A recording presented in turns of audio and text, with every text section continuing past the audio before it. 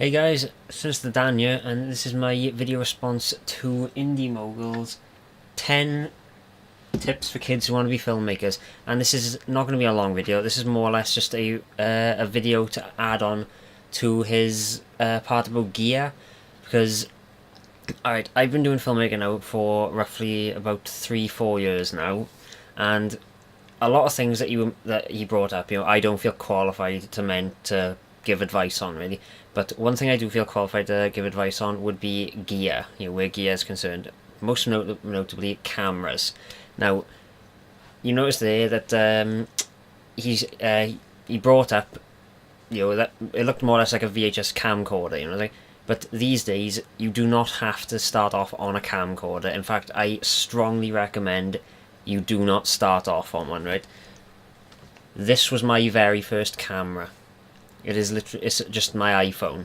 That's what I started off on, and the one thing that I do not regret is that I made my very first short on this. It was a Terminator parody, and yeah, it looked noisy as hell and grainy as hell, but I loved it anyway. The reason you should start off on something as simple as your phone is because, one, everyone has one. Especially these days. If you've got an iPhone 4S and up, or Android, stuff like that, they do 1080p. You can't get much better than that.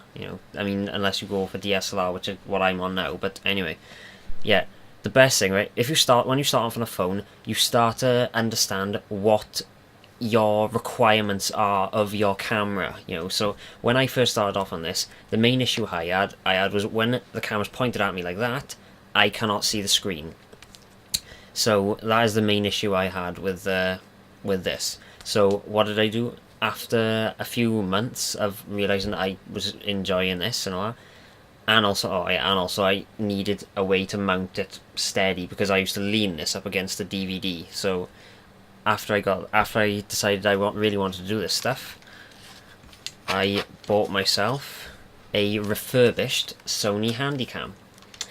So now I have the flippy round screen, so now I can see what I'm filming. But then, this pretty much sorted me out for a fair few years. I mean, I used this up until a year ago, and my main forte was green screening more than anything, and the only issues I had with this was that I couldn't, in the small space I had at my disposal, I didn't have enough room to move it far back enough to get all of the green screen in view. So what did I do? Did I get another camera? Nope. I looked around for accessories. Wide angle lens. See, already, see, I'm just upgrading the camera. And then, of course, after that, then I wanted to do stop motion stuff.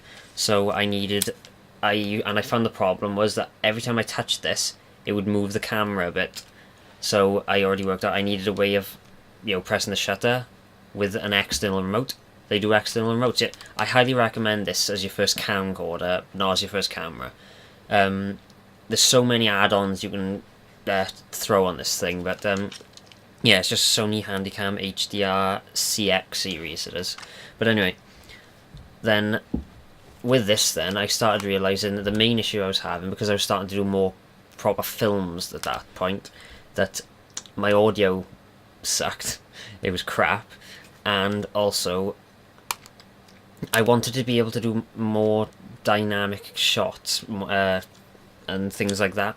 But also, during my stop motion stuff, because this has an automatic exposure, every other frame would have a different sort of lighting or brightness or contrast to the last, which meant, I needed something where I could manually control all the lighting, which is the main reason I went for a DSLR. Now, DSLR was not my first DSLR was not my first choice. At first, I wanted to stick with the camcorders because I'd always heard bad rumours about DSLRs with the rolling shutter and stuff like that. But I was originally going to go for a Sony VG. I think it was a VG10. I think a VG10 EH. I think, which is essentially a Handycam that can have DSLR lenses, but that was £1,500 or close to $2,500. So that was way out of line. So I decided to go, with many recommendations from one of my friends, I decided to go for a Canon 600D, which allows, now the main good thing about DSLRs, but once again, don't jump off the wagon, start small, just reminder. The good thing about DSLRs is they're light, they're compact, they don't cost a lot. I mean, they can produce better quality than some cameras worth over £2,000 or $3,000, and yet they can cost from as little as, these days, £300 or was it $550? You know, they can cost as little as that, and they allow for interchangeable lenses, very shallow depth of field, which is what you're seeing now with me in focus and the background out of focus. All manual settings, which means you can control the exposure, the shutter speed, which means you can control the motion blur. As you can see, I got a bit of motion blur on my hand now, but you can up the shutter speed so you have no motion blur, which is good for motion tracking. And also, the main other thing I upgraded, not only the camera, was my audio. See, this is the main thing I recommend you upgrade before you upgrade from a camcorder to something bigger. If you can get, and yeah, I wouldn't recommend getting one of these yet. I mean, you can get some. I started off on this and a Rode video mic, but this was a bit big for the Rode, so I had to upgrade to the NTG2 because this didn't have an actual jack to put the Rode video mic in, and I had a string of adapters which made the connection very unstable. But anyway, that's the only thing I would recommend, right? Start off on your phone. Work out exactly what requirements you have from a camera. So, you know, like me, I needed to be able to see the screen. Some people might not. Some people might just be set with doing video work like that. There are many adapters available now. There weren't when I started, but there's loads of adapters that clamp around the camera and give you a tripod mount now. And with the tripod mount, it allows you to maybe get a fig rig or build your own sort of steady cam thing to hold it. You know, start small. And like I said, you know, everyone has a phone that does video these days. And as I said, this was a refurbished one, and it was perfect. So start small. Use this to think of your needs first. Then once you've worked out your needs, get something that meets them. If it doesn't quite meet them, so you know, if the on-camera audio, you want to try and improve it, you know, get a cheap one like the Zoom H1. Everyone recommends that. So it's a cracking bit of kit. And you know, if you need, if you find you can't go far back enough, of course, you know, lens adapters and all that. So you know, upgrade. You just work out what your needs are before you start scaling up to the more professional looking one. And yeah, that's pretty much all I gotta say. You know, yeah, that's all I can say now. Is just think of your needs by using the bare minimum bit of kit, and you can't get more basic than one of these.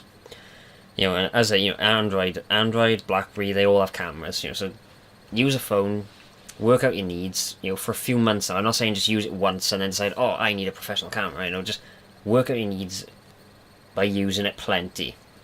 You know, use it for a few months or something. Make at least 3 short films with it, so you can work out what the limitations are of your own caliber. Because everyone will have different limitations that they will realize with this. I mean, some people may use this and decide, I can't think of anything else I needed to do. You know, that's the way it works. So, you know, like I said, you know, start small, work out your limitations.